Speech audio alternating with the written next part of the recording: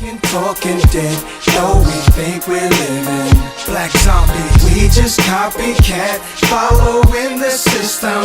Black zombie, walking, talking dead, though we 400 kilometers south of Avaris is the tomb at Beni Hassan. It dates to 1700 BCE. Because no one has looked for evidence of the Exodus in this period, the tomb has never been linked to the biblical story. And yet, there is a perfectly preserved wall painting here that records an ancient migration into Egypt from the area of modern Israel.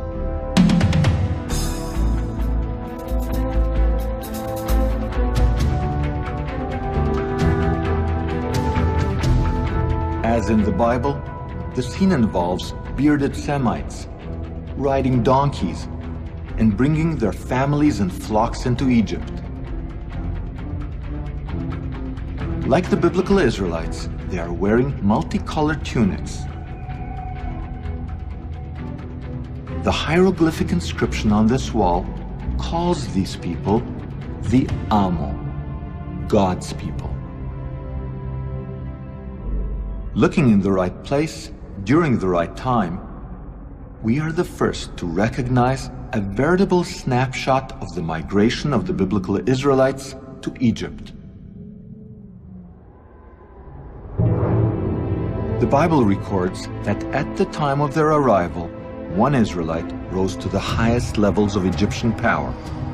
His name was Joseph, son of Yaakov, Jacob in English, and he became so powerful that he wore on his finger the seal of royal authority.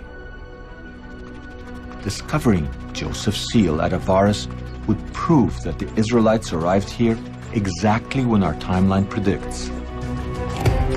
That would be like finding a needle in a 3,700-year-old archaeological haystack.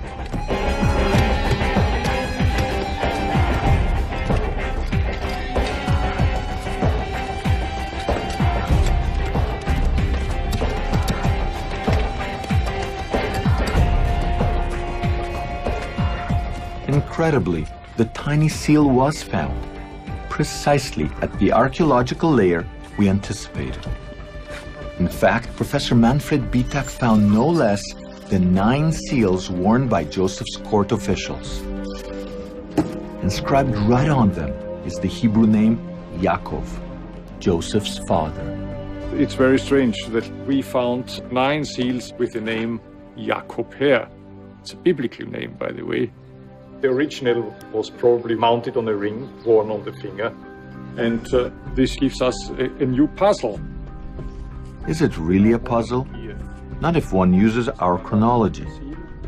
This is the only time that a Hebrew name appears on an Egyptian royal seal. It directly connects Avaris with the Bible, but Professor Bitak steers clear of biblical chronology. He's under the constant watch of the Egyptian Antiquities Authority, who have made Avaris off limits to the public. Supposedly for conservation reasons, Professor Bitak has been forced to cover up his dig every single year. The area is then plowed, seeded, and cultivated by local farmers. No one would suspect that underneath these fields lies an archaeological treasure trove that proves the biblical Exodus.